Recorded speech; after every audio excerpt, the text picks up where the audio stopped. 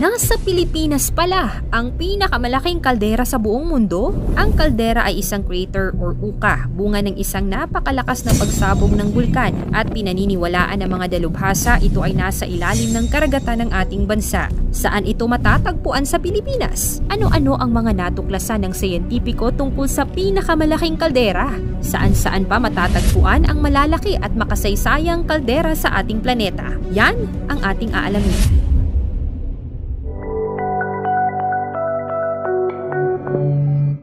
Ano ang kaldera? Ang kaldera sa madaling sabi ay isang volcanic crater o bunganga ng bulkan na nabubuo dahil sa malakas na pagsabog nito. Nag-uumpisa ang pagkakabuo ng kaldera sa isang volcanic eruption. Maaaring magkaroon ng malakas na pag-alsa ng lupa sa gitna at hindi sa mismong bunganga ng bulkan. Ang kaldera ay malawak at maaaring magtaglay ng maliliit na bulkan o iba't ibang geological landmass doon.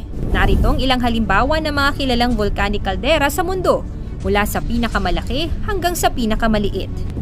Una, Yellowstone Caldera sa Estados Unidos. Ito ang pinakamalaking volcanic caldera sa mundo noon hanggang sa natuklasan ng Apalaki Caldera noong 2019 na doble ang lapad nito kaysa Yellowstone. Tinatawag ding supervolcano dahil sa malalakas nitong pagsabog. Ang laki nito ay nasa 45 hanggang 70 kilometers at nagtataglay ng iba't ibang geothermal features tulad ng geysers at hot springs. Pangalawa, Toba Caldera sa Indonesia, isang malaking kaldera ng isang supervolcano sa Sumatra, Indonesia.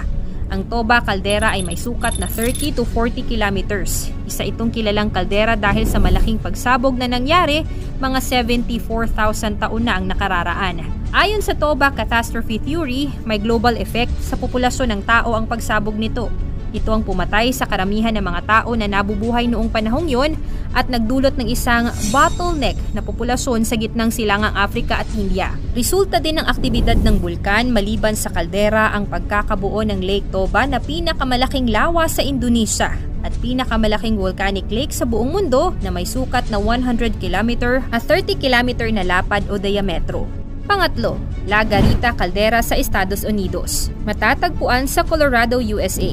Ang La Garita Caldera ay may sukat na 35 to 75 kilometers na may parihabang hugis o oblong shape. Isa itong kilalang kaldera sa likod ng mga pagbabago ng klima na nangyari mga 28 million years na ang nakakaraan. Ang pagsabog na bumuo sa La Garita Caldera ang itinuturing na largest known volcanic eruption sa kasaysayan ng planeta. Dahil sa malawakang sukat at pagguho ng bulkan, inabot ng mahigit 30 years para sa mga siyentipiko na lubusang matukoy ang laki ng kaldera. Itinuturing na isang extinct volcano ang